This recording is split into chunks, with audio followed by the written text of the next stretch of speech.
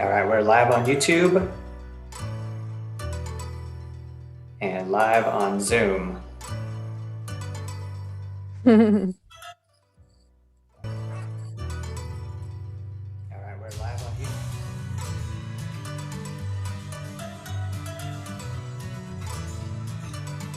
Welcome, everyone.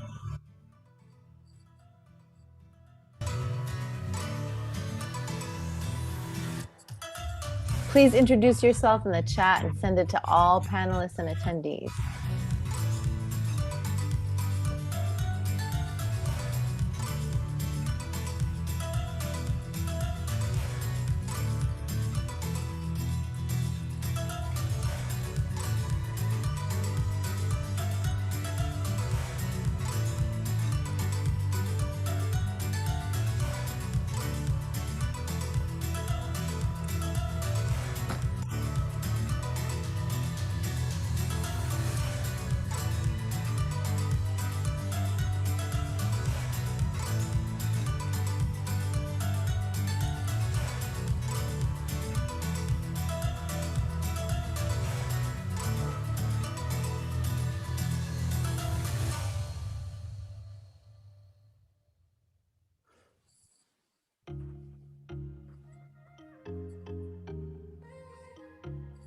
Okay, I'm just going to start us off. I want to take a moment to introduce myself.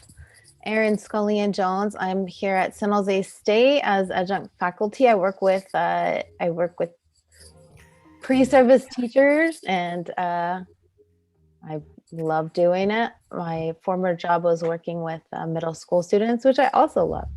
I'm very excited to have Emma Pass with us today. She is doing a presentation to share with us how to provide students choice, engagement, and equity.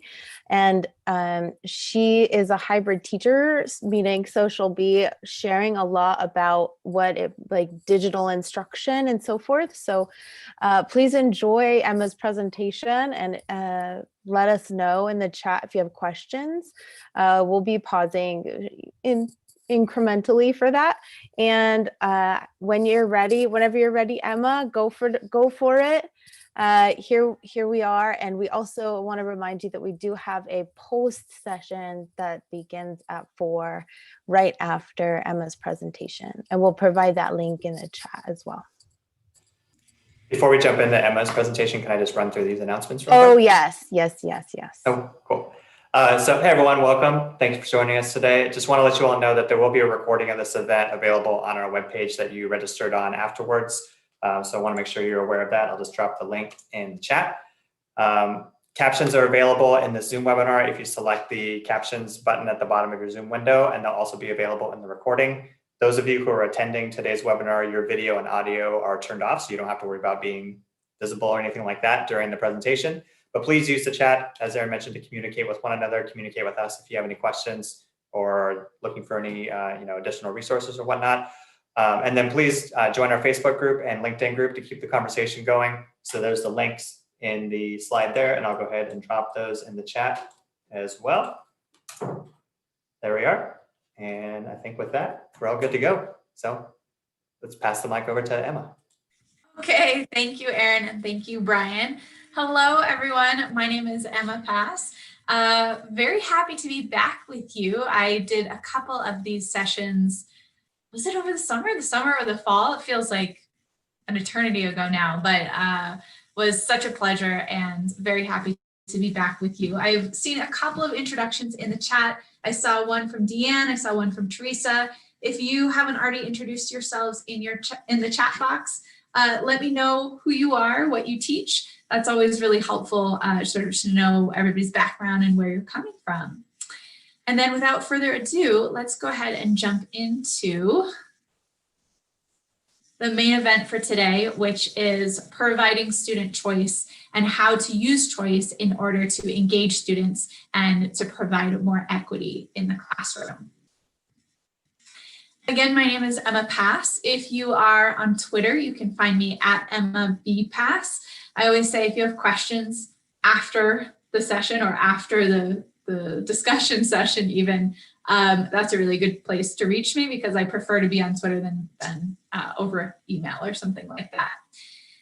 Teeny bit about my background. I am a Google certified educator and trainer. I have spent some time working full-time as an educational technology consultant, but I miss being in the classroom. So I went back to the classroom and currently teach 7th and 8th grade language arts at a really unique school called PSD Global Academy. I'm in Fort Collins, Colorado. And what's unique about our school is that we are a public K-12 hybrid school, meaning that even before the pandemic, our students were spending about half of the time in the school building, and that's really traditional school days, going to their different period classes, lunch and art and PE and music. But the other 2.5 days of the week, they stay home, and we're doing all of our instruction online. So when school started to shut down due to COVID and either go remote or go hybrid, I started to ramp up the educational technology training and consultant that I'd been doing and really specifically address how I facilitate learning online and how I facilitate learning in a hybrid scenario. So if you're interested in more of that, I do talk a little bit more in some of the previous sessions that I've done for SJSU that are available on YouTube about engaging students and facilitating assessments in remote and hybrid environments. But today is all about choice. So whenever I do any teaching, whether that's to my 7th or 8th graders or whether that's a professional development session like this, I always like to start by talking about the why. And making a case for why it's important to spend an hour plus on a Friday afternoon talking about choice and thinking about how to increase choice in our classroom. And I want to do that today, starting with a quote from Peter Johnston in his book, Choice Words, where he talks about how providing additional choice can allow students a stronger sense of personal integrity, efficacy, and the agency to do the following: work harder, have greater focus, have more interest, less likely to give up, better at planning, more likely to choose challenging tasks, set higher goals, have improved concentration when difficulties are faced, and if the process is iterative, it creates a positive cycle of success. So if you're hearing those as a teacher, you're of course thinking these are things that I want my students to have, right? Not only teaching our students the standards and the things that we're set to teach them within the curriculum, but also giving them practical, tangible skills like focus and planning and time management. So using choice as a vehicle to help build some of these life skills. And I want to talk about how choice can engage students, make them a little bit more interested in their learning, get them a little more excited about their learning, and also how choice can provide a little bit more equity for students. So I'll be doing both of these things as we go. And for the remainder of the session today, I'm going to be giving you a lot of examples about how I use choice in my classroom in different scenarios, and also do a teeny bit of hands-on learning. It can feel like a lot to sit for an hour in front of your screen, just listening to somebody talk. So in my sessions, I always try to give you a couple of different moments for you to do some hands-on learning and play with some tools. So we'll do that today as well, and just be prepared. I'll be dropping some links for you in the chat box. So the first type of choice I want to talk about is how we can provide choice when we're teaching students synchronously. You're probably familiar with these terms by now, but just in case you're not, or if you need a little refresher, when we're talking about learning, particularly if we're talking about it in a remote or hybrid scenario, synchronous and asynchronous refer to the two different forms of teaching and learning that we do. Synchronous learning being the teaching and learning that happens live in real time. And that could either be live in front of students in a classroom, or it could be live online like we're doing right now over Zoom. I've been in and out over the past year of hybrid, where I had some students in the classroom, some students online, and being entirely remote. Either way, if you have students who are online, one of my favorite ways to provide choice in a synchronous class comes from an educator named Esther Park, where you provide 3 different meeting rooms for students to work on any independent work during that lesson. So I typically structure my synchronous online lessons where we do a little check-in with each other. We answer a community question, see how each other are doing. Maybe if somebody really needs to show me their ferret, they can do that at the beginning of class. Then we jump into a lesson, typically a mini lesson, 15 to 20 minutes, and then I have an activity for students to work on. When I do that activity portion where students are working a little bit more independently, I like to give them a choice of 3 different online places where they can work. They can work in room number 1, which is where I'll be primarily, and they can get one-on-one help from me. We can work through it together step by step. Or they can work in room number 2, which is typically a student talk room. So if students like to work with their peers and talk with each other and work through a piece of an assignment or a worksheet together, they can do it in that space. And room number 3 is typically a silent independent work room where students go into that room, have their microphones muted, and they're completely silently working through their work, but they're still there in case I need to go and give an announcement or call them back to the whole class meeting room. This is really simple to do on a Google slide deck. There we go. Oops, not quite yet. If I exit out of my projector view here, you can see I'm in a Google slide deck and I have 3 images of doors pasted onto my Google slide deck. And to each one is a link to my Google Meet room. I use Google Meet when I'm teaching online, but you might use Zoom or Microsoft Teams. You could just as easily link 3 different meeting rooms onto that slide. Then I share this slide deck with my students. They open it up and they know how to access any of those 3 rooms. So if they happen to be in the individual meeting room and realize they need help, they can just come back to door number 1, click the link into that meeting room and come grab me. So it's a way to provide virtual space choice when you're not in a physical space and you can't say, okay, here's where I want these groups to go. And you're able to facilitate that a little bit virtually. So before I move on to the next idea, I just want to check in with Erin real quick. I see some things going on in the chat. Maybe there's still introductions. Do we have any questions so far, Erin? Yeah, there's a few. So the first question actually is, how do students move from room to room virtually? And then sort of to, I guess, piggyback on that would be, how do you manage all 3 rooms during this space, during this synchronous time? Great question. So starting with the first one is, how do students move between the 3 rooms? Again, I just take a slide like this. I have 3 images on it. And in order to link to an image on Google Slides, all you have to do is select whatever that image is. And then you can see directly above it, there's this little sideways paper clip. That's your link button. And you can paste into that space the link to your meeting room. So that's how I set it up.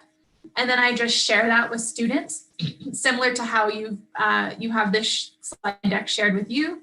I would just share, say, okay, anyone with this can view it. I would go ahead and usually paste that in the chat box for my students and say, okay, your meeting rooms are now in the chat box. Go ahead and choose where you want to work. If you want to work with me, go to room number 1. If you want to work with a group, go to room number 2. If you want to work on your own, go to room number 3. Then how I facilitate and sort of manage those 3 groups is right when students are getting logged into the room, I'll be jumping in and out of all 3. So I literally just open one, join it, check in with the students in that room, then I close it, I jump into the next and the next to make sure all the students have made it into a room, that they're all on track and starting their work. And then I spend most of my time in room number 1. And occasionally I'll just jump back into room number 2 and room number 3 just to see how things are going and check in with students if they need help. I can't be in all 3 rooms at the same time, but typically students are able to work pretty well for me so far in this model. And they know that they can always come to the teacher help room if they have questions or if, you know, some shenanigans are going on in that room and they need assistance. Any other questions, Erin? So I think there's actually a learning conversation happening in chat right now where we're thinking about doing this with Zoom, and also the creating the breakout room extension with Google Meets is what Elizabeth has shared. And that's how you create this scenario without having 3 separate Google Meets. And then there was a question about doing this on Zoom. And if anyone has tried this on Zoom, and I think we can hold that for a bit and think about it as we move forward, like what that might look like. Yeah, and I just want to address quickly the difference between creating breakout rooms and this goes back to sort of the topic of the night, which is choice. Generally, when you're creating breakout rooms, they're either randomized or you're putting students into breakout rooms. So I certainly do use the breakout room feature in Google Meet, and I encourage you to use it in Zoom. I typically do that when I have, you know, different leveled groups that I know I want to put together to work on a piece of work, or if I need to talk to a certain group of students. But when I have the whole class working on, you know, on one activity, I like to give them the choice and them the power to decide which room am I going to jump into. So that's the difference between creating 3 separate meeting rooms where they get to choose where they go versus a breakout room, at least the way it's set up in Google Meet, where the teacher has to be the one putting students into those rooms. Now, you could kind of put out a poll and say, okay, who wants to go to which room, and then facilitate that. But it also doesn't give students the option to then change their mind and so on and so forth. So a lot of what I'm talking about today really has to do with, again, giving students that agency to choose. And that's why I really like this as an option, even though it's not quite as high tech. But yeah, you can set up 3 different Zoom meetings. You can set up 3 different Microsoft meetings, 3 different Google meetings, and again, just link them to a document like a Google slide deck. Could be a Microsoft Word doc too, as long as it can host links. Okay. Okay, and somebody in the chat box says the newest Zoom version allows students to choose their room as well. Okay, so if you are using Zoom, that's maybe, like Erin said, if you can make it to the conversation afterwards, maybe we could have some people talk a little bit more about their experience with Zoom breakout rooms. Yes, I concur. Thank you. Cool. I'm going to go ahead and move on to my next idea for incorporating choice, and that is choice in hosting discussions. As I mentioned, I'm a language arts teacher, so I really try to incorporate a lot of discussion in the classroom. In the virtual classroom, especially in the synchronous online virtual classroom, as you might know, it's really hard to get students to unmute their microphone and engage in a robust discussion. There's just something that feels different and feels a little bit more vulnerable about unmuting your microphone than it seems to be raising your hand and talking in the classroom. So one way I've found that's been helpful in facilitating online discussion is giving students choice in how they contribute to that discussion. Padlet is the next tool I'd like to mention, and this will actually be our first little hands-on activity. In a moment, I'll take you to a Padlet board and we'll try this out. But the nice thing about a tool like Padlet is they give you a lot of options about how you'd like to contribute to a Padlet board. So the default, the most obvious option is that you can type. So you can contribute via text. But if you look a little deeper, you also will have the option to insert an image or a GIF, or record your voice, or film a video, or even draw a picture. So if you have a discussion prompt for your students, you might give them the option to record their voice or type, or maybe if it can be more visual, you can say, can you film something or find a photo that represents your idea for this discussion? And then in that way, again, we're allowing students to choose the method of communication that feels most interesting, most engaging, or the way that they feel like they can express themselves the best. As I mentioned, we're going to do a little hands-on learning here. So I'm going to go ahead and jump over to a Padlet board I've created for our session today. If you've never used Padlet before, it's a really amazing tool. I only usually share tools that at least have some sort of free version. So if you've never used it before, there is a free version that gives you, I think, 3 to 5 free Padlet boards to use with your students. And then you can always delete those and keep making 3 to 5 more. So I don't currently pay for the premium version of Padlet. I delete boards and I keep making new ones. And the prompt for today, it's not too robust, especially because it's Friday afternoon. It's just, how are you feeling today? In the bottom right-hand corner, you'll see a giant plus sign. That's what allows you to put a post for the discussion on Padlet. And currently I just have it set up right now like a bulletin board. So everybody's posts will just show up like a bulletin board post. At the top, if you're not logged in, feel free to put your name. And then as I mentioned, you'll have the choice to decide, do you want to type how you're feeling today? Or you'll see that there are some additional icons at the bottom.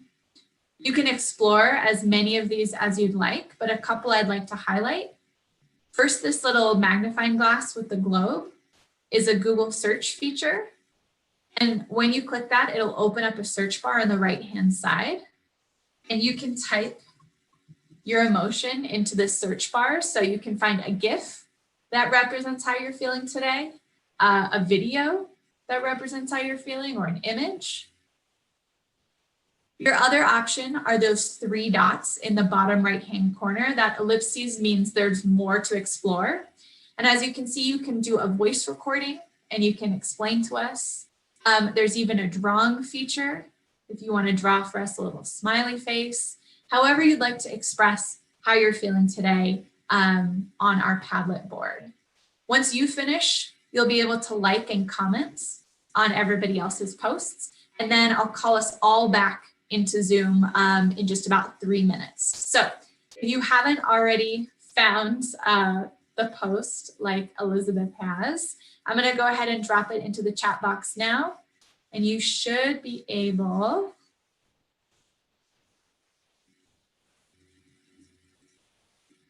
to click that link onto Padlet. And again, choose however you'd like to. Oh, Brian's got it. That's clever. Thank you, Brian. Choose how you would like to express your emotion for the day. And maybe if you've used Padlet before, explore one of those other options. If you've used Padlet, but you've never inserted a drawing, maybe try the drawing feature. Or if you've used Padlet before and you've never recorded a voice recording, maybe try uploading a voice recording. I'm seeing some great GIFs, a lot of like Friday feelings. And I'm in that. We've got some exhaustion, which is just par for the course for teachers. Everyone's ready for that 3-day weekend, which I had somehow forgot about until a couple days ago. So it's like surprise 3-day weekend for me, which is even better.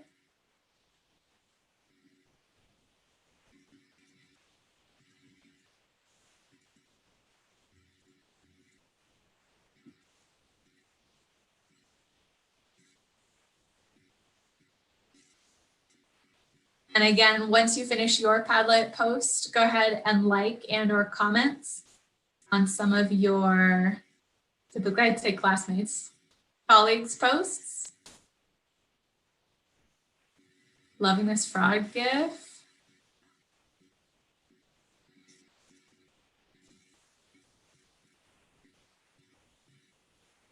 Susan's too excited she can't sit down.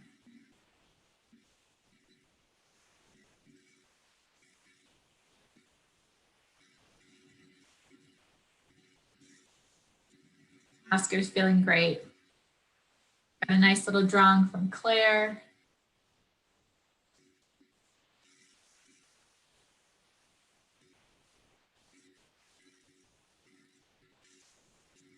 Alrighty. And then when you are done posting to Padlet and you've at least liked one other post, come on back to Zoom and then just type the word back for me in the chat box. So I know you can see my screen and you're ready to move on to the next activity. I see Deanna's back. I see Sarah's back.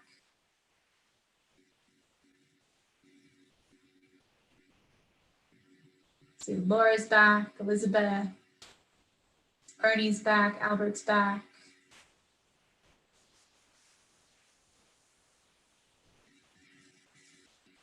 How is a picture of Oscar? Fantastic. I think he used the camera feature. Cindy's ready to do some work.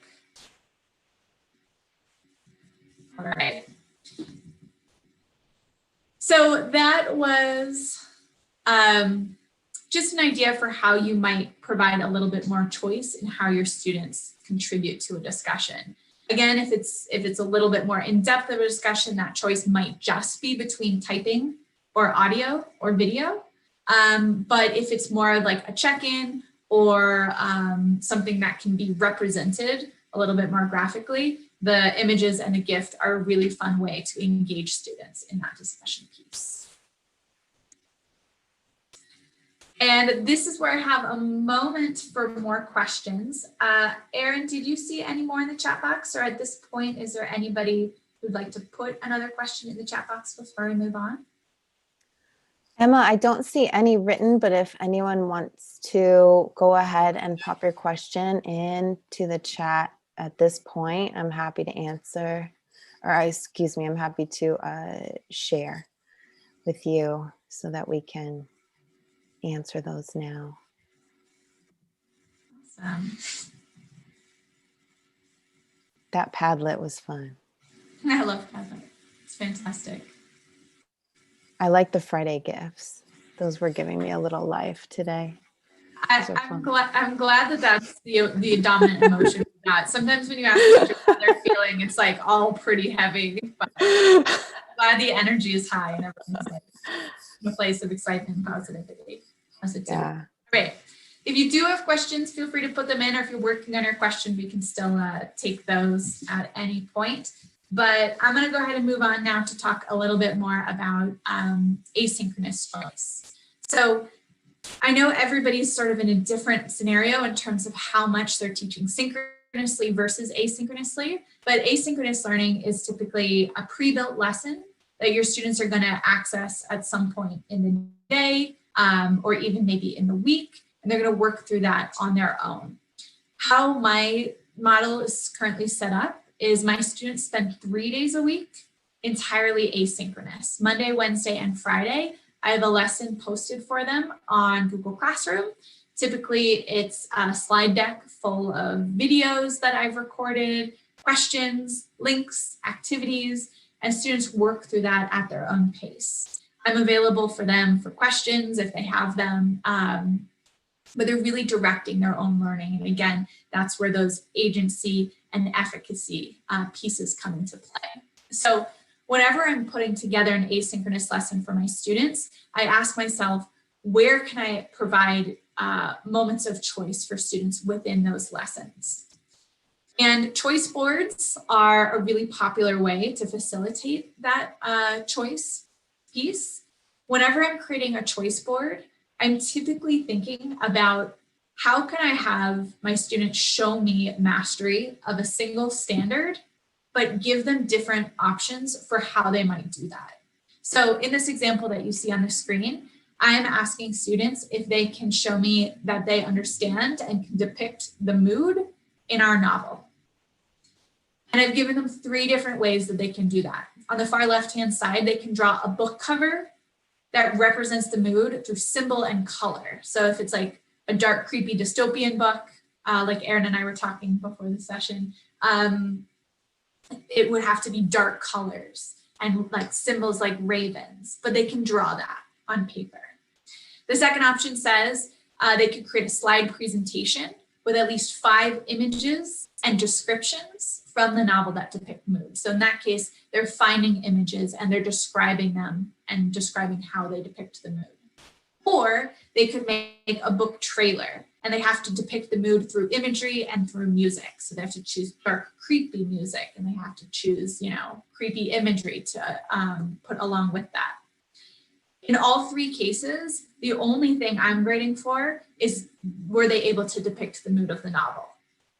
The medium in which they chose to do that is really secondary. I'm not grading them at this point on their movie making skills or their slide presentation skills. I'm only grading them on that academic standard. But the choice in how they do that can help to engage certain students. So some of my students love to draw and they're excited by, an art-based activity. And some of them really are interested in media. So they like book trailers. And some of them are really interested in graphic design and they like the slide presentation piece. Whenever I give a choice board, I'm always really surprised at the equal split of what students choose to do. And it's usually completely across the choice board. The other piece about this particular example is how I've broken down the access they need to materials to complete this particular assignment. So in the case of the book cover, they don't need any technology to do it. They need paper and a pen or a pencil at the very minimum, maybe a couple colors, ideally. Slide presentation, they would need their computer and internet access or access to PowerPoint, but it doesn't require a whole lot of technical ability beyond that. And then a book trailer, they need quite a bit of technology because they'll either need a camera in their computer or a phone. They need a platform to help them edit that video. So this is another way to think about equity is in terms of what your students have access to. If you know that your students have access at a lot of different levels, think about how you can give them options that don't require them to use a lot of technology, particularly when we're in this remote learning scenario. And sometimes it is a matter of access to technology, and sometimes it's a matter of interest in technology. A lot of students are spending a lot of time on the computer, and they really jump at that option to not spend more time in front of their computer working on the work. So taking that break to go create something physical, tangible, with whatever materials they might have in their house can be a really nice option for our students. Going along with that, our choice project days. And I want to give you an example of a really, choice-based projects. Here's another example of a choice-based project that I had my students do. This followed the end of a novel unit. So at the end of the assignment, I gave them 3 different options for 3 different projects they could do. And how I facilitated this, because it was a slightly larger project than I could just fit on the choice board, is that each of these icons is linked to a different slide with instructions. So you'll see if the student decides that they want to make the video for their project, clicking that will take them to the slide with the instructions for the video. Versus if they decide they want to do the paper option, clicking into that paper takes them into the slide with the options for the paper. So again, how I did this in Google Slides is just like you saw me do with those doors. I put 3 icons on the screen. In this case, I just took the icons of the actual tool that they'd be asked to use, and I linked them again. But this time, instead of taking them to another site like a meeting, I linked to a slide in this presentation, and I'll show you how to do that now. So as you can see, I have this icon here and it's highlighted, and I want students who select that to go down to slide number 29 and see these directions. So what I do is I highlight the option, I go to that link button again, and instead of pasting a link in, there's an option right below where it says slides in this presentation, and there's a drop down arrow. So I drop that down and I scroll to 29 and then say apply. So now anytime somebody clicks that icon, it will take them down to slide number 29.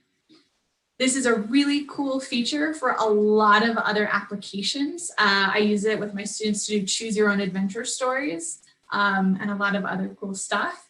But when we're talking about choice boards and when you have longer instructions for students, but you want them to still be able to use that choice board feature, giving them the links to those different options is sort of an easy and fun way to facilitate that. All right. Just checking in. It looks like somebody needs to leave. Thank you for coming, but that's not a question. So we'll go ahead and keep moving.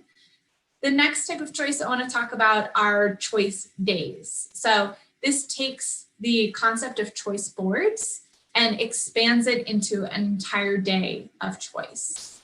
We've done several of these in the past year, especially since we've gone to remote learning. It can feel difficult to kind of get that sense of entire class or school culture and community. We're typically used to doing things like pep rallies and assemblies and school dances and school activities. And in lieu of those, what we've decided to do at my school is designate a couple days every semester for entire school-wide themed days. So we did one for Earth Day, where all of the activities were around earth science and environmentalism. And we've also done readathon days, and that's the example I have to show you here. We start by having the entire class join a live stream where their teachers talk, and usually we're kind of dressed in costumes and we do some fun, silly things. For readathon day, we had a local author come and read a little picture book to the students that he had written. And after that all school assembly, the entire day's worth of schoolwork is for students to go onto a choice board, and they get to choose 3 activities that they want to complete that day. So I have an example of that here, and it's linked to these slides. So if you want to jump in and explore this in a little bit more depth, you're more than welcome to. In this choice board, you'll see that there's a little video that I've screen recorded where I explain to students exactly what they're expected to do that day and how to do it. And then a little written instruction. So they had to record their time spent reading and choose 3 additional activities within this slide deck. As you can see here, the activities include things like illustrating a picture book, cooking a recipe from a story, walking to a little library in their neighborhood, making a bookmark, making a reading fort, reading to a friend, creating an escape room, writing a mystery box, and then there were several teachers who were in different Google meeting rooms throughout the day doing read aloud to stories that they could participate in. The accountability for the day was that students had to post evidence of the activity they chose to do on a Padlet board.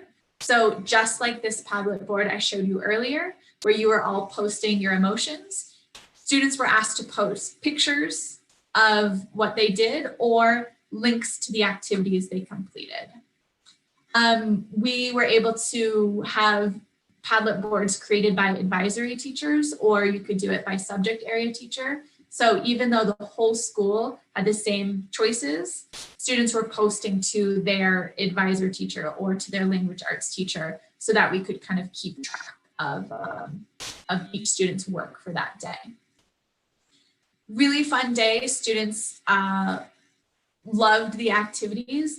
And then by posting them to the Padlet board, you do get this sense that you're sort of all doing these activities together so that you can see your classmates as they make reading forts throughout the day or as they're cooking recipes, and students are able to comment and respond to each other as they go. And as I mentioned with the other choice board, providing non-screen time options are really great within this activity. So how can we give students a break from our typical screen-based learning and our screen-based activities to get them interacting with the community, with the world around them, with the objects in their house, so that so that we can limit that screen time throughout the day. All right.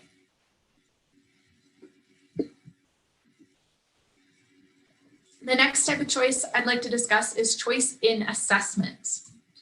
As I mentioned earlier, I did do an entire presentation for SJSU about how to facilitate assessment in an online environment. And I want to highlight here two of my favorite assessment tools. On the left, there's a tool called Formative or Go Formative. And if it's not already, I'll make sure that I link the website to that icon. It's a really great online assessment tool. Even though it's called formative, I typically use it for summative assessment because it's really great for multiple choice, short answer question. You can even take a PDF of a test that you have and link digital questions to it. So you don't have to retype or even copy and paste all of your test questions into it. The PDF will appear and students will be able to answer it digitally, just sort of right next to the PDF document. You can also reuse other teachers' materials. So if you've never created an assessment for your dystopian literature unit, you can go ahead and search on Formative to see what other teachers have created for that unit or that topic, and reuse either their entire assessment or pieces of their assessment. The other reason I love it is because you can see students' answers in real time as they're working. And there is a plagiarism detector built into short answer and essay questions, where it will flag any information that's been copy and pasted from somewhere else. So that's just a little aside about Formative and why I love it so much. It's typically what I use for a traditional summative assessment. However, the other form of assessment that I want to highlight from that earlier session is called discussion-based assessment, or DBA. The purpose of my former session on assessment really discussed how can we ensure that students aren't cheating on assessments. We did talk about plagiarism tools, and there is one in Formative, but it's really difficult for us to ensure with 100% certainty that students aren't going to look up answers from elsewhere when they're learning or assessing from home. So another option I gave was discussion-based assessment. And as the name implies, it's a short discussion with your teacher one-on-one or even in a small group where students can lead the conversation and they can explain what they've learned in that unit or of that topic, or teachers can sort of quiz the students and ask them to explain certain areas. And as you'll know, as being a teacher, if you have to explain something, you have to know it pretty well. So giving students a discussion-based assessment is a really excellent way to see if they understand the material. The idea that I'm proposing here is that you can give students a choice in how they'd like to be assessed. You could give them the choice to do the traditional summative assessment, including multiple choice questions, maybe essay, short answer, or they might choose to have a discussion-based assessment one-on-one with you over Google Meet. Students will choose for a lot of different reasons, but one of those might be test anxiety.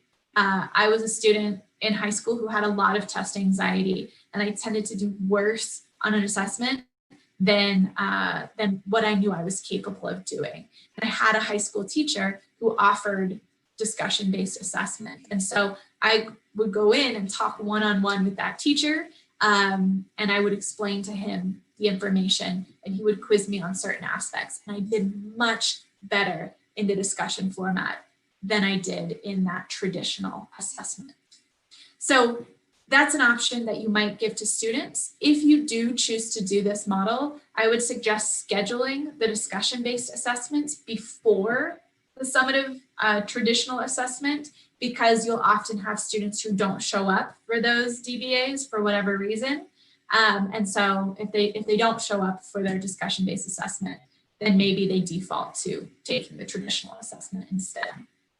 You also might give the option to do a test correction after the traditional assessment by having students meet with you one-on-one and talk through it in order to gain extra points or as a redo for that assessment assignment. Alrighty, I think, Erin, is there a question in the chat box?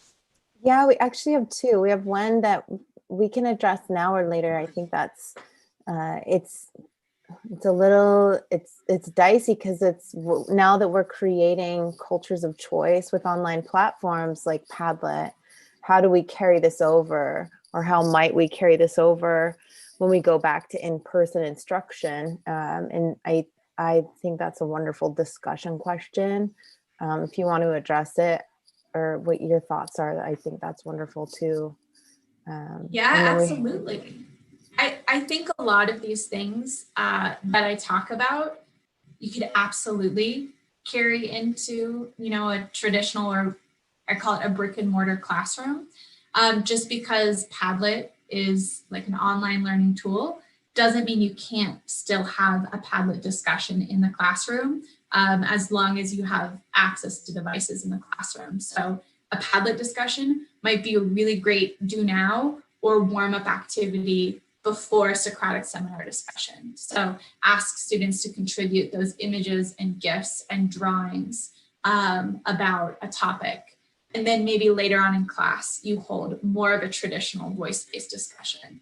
Obviously, these two models, you can certainly have students take traditional assessments on their computers in a tool like Formative, and you can hold discussion-based assessments in person as well. So as long as you do have some sort of access to devices within the classroom, you can certainly take these things back with you and sort of figure out how to balance it between what you typically do in the classroom, interacting in person, and then also maybe incorporating some of these tools as well. Thank you. And thank you, Albert, for that one. That's a great question. And Teresa asks, on choice days, do they choose their activities in advance of the events so that you essentially, the instructor, you're managing numbers in video conference rooms? That's a great question. Yeah, our school is small enough that we've never really had that problem, So we haven't given them in advance, but I think you certainly could. And you could certainly do some sort of like sign up form. So if you were doing like a readathon storytelling and you can only have like 30 kids for each storytelling, just add little sign up feature on that. And then once that's full, students know they have to sign up for different storytelling. Although that would only be the case for those like live features. There can be an infinite number of students at home, making bookmarks or cooking or doing those other activities. So, but I do like the idea of giving them the activities in advance so that they know, if they need to get materials for a cooking project or, a craft project, that they could do that in advance. Yeah.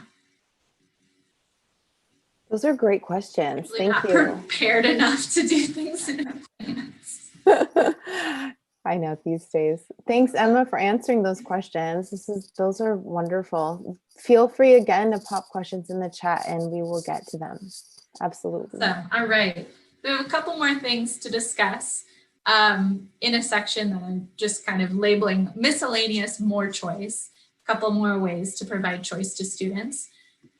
Another way I like to provide choice is through gamification is a word that we're using now in education, particularly if you have any sort of vocabulary that you're doing with your students. A great way to gamify and get students to play. And there are now websites like the one I'm about to show you called WordWall, where students can actually choose the type of game that they want to interact with based on the words that you've given. So I have a very simple example. I think it's a rhyming words example. So, we're talking maybe like pre-K or kindergarten level learning here. But in a moment, I'm going to give you a link. It's going to take you to this site called WordWall, and you'll see that automatically it's going to start you with a matching pairs game. So that's just flipping over words and trying to get to that match. But over on the right-hand side, it says switch template. And you can see there are multiple different interactives that you can play using the same set of terms. Just as a word of advice, I like matching pairs, but if you go to show all in the interactives, there's a really great one called Maze Chase, and it's like a Pac-Man where you kind of run around a maze and you're trying to collect the correct terms. So you use your arrows to sort of navigate around and you're trying not to get caught. So I'm going to drop a link for you in the chat box to WordWall, and then you're going to choose which type of activity you want to do on the right-hand side. I'll just give you a couple minutes to play, and then I'll call you back to Google. Nope, I'm so used to saying to Google Meet. Call you back to Zoom in a couple of minutes after you've had a chance to explore at least one, if not a couple different templates over in WordWall.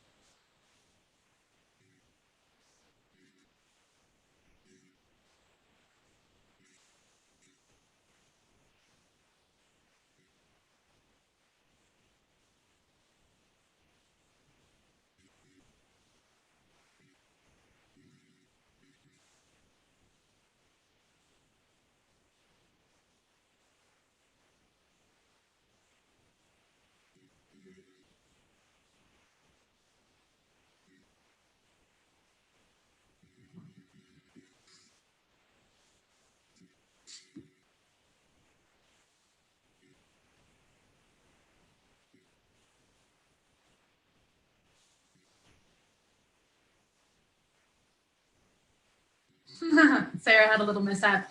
Alrighty, if you have at least tried one interactive template, go ahead and pause where you're at, come back to the Zoom and type back into the chat box. Lori, great question. I will answer that as soon as I see we've got some people back. I see Albert's back, Susan's back, Sarah, Deanne, Elizabeth's back, Lori's back, Ryan's back, fantastic.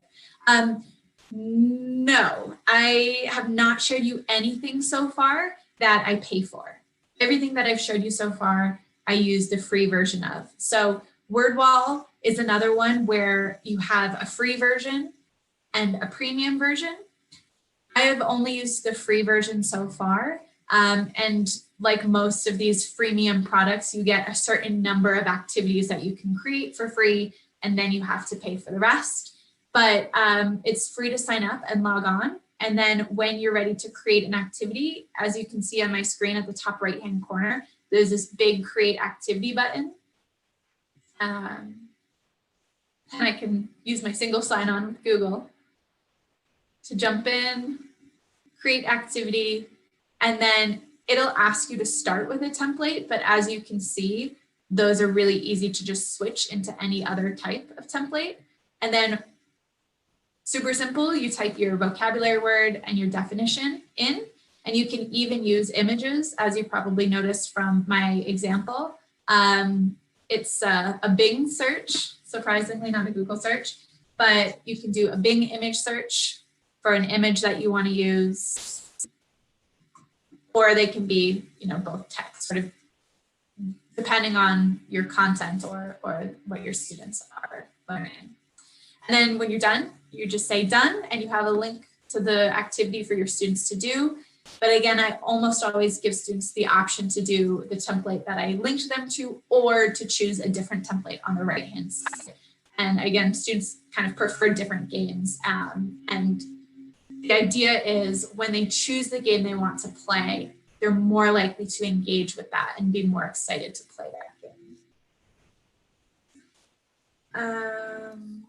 We have a couple of questions about this resource if you want to address what Yeah. this. What So have we got? we've got questions from parent, and I hope I'm pronouncing your name properly. Can you see what students are working on, and will it show what, like how well, or progress, how well students do? Yes. Yeah, so as you can see here, right next to create activities to the left, it says my results. So you click into my results and you can see for each activity that you've assigned. You can go ahead and open that up and look at the results. I just noticed that I'm actually on my school account and not my personal email account. So I won't, for data and security reasons, I won't log in and show you all of their names and their scores. But when you click into that, you'll see their results as they play. So if you're giving this during synchronous learning, you'll be able to see which students have logged in, which students are playing, and what they're scoring in real time. So if you see a student hasn't got onto the game yet, you can send them a little private message and say, hey, see that you're not playing yet. Where are you? Are you still here? And then you could also use that data to inform, further instructions if you need to group students or if you need to scaffold the next assignment based on those results.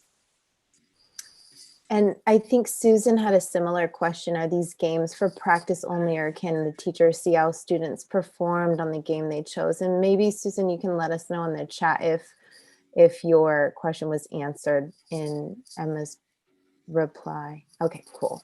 Thank you.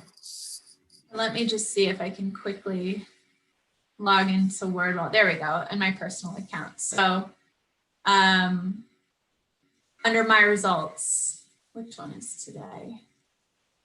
Not sure which one today was, but once you jump into that results, you'll see your students will actually log in because they'll be logged into their school account. So you'll see their name here. You'll see a timestamp. And then in this case, I could see the time it took them to complete the matching pairs. Each of the activities will give you slightly different data depending on what activity it was, but more or less it looks like a dashboard like this. Cool. All right. Thank you. So and it looks like we've got 5 more minutes, and perfect timing because I just have one more slide to discuss.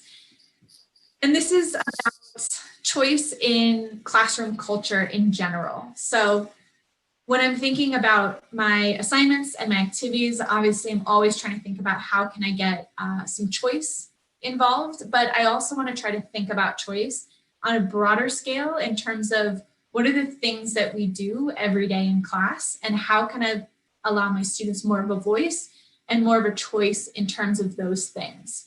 I have something called the norm form that lives in our Google Classroom. We fill it out at the start of the year, at the start of the semester, and then it's open to students to fill out at any time in the year.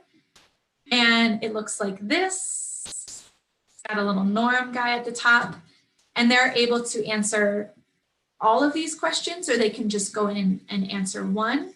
But the first question I always ask at the top here is there a norm that you think we have to adopt for our class? So at the start of every class, I show my students our norms, and those are things that they contribute. Things like we need to be respectful of each other. We need to try to unmute our microphones when we're in groups, those type of things that they've contributed. So if at any point in the year they're feeling like they need to add a new norm, they can do that there.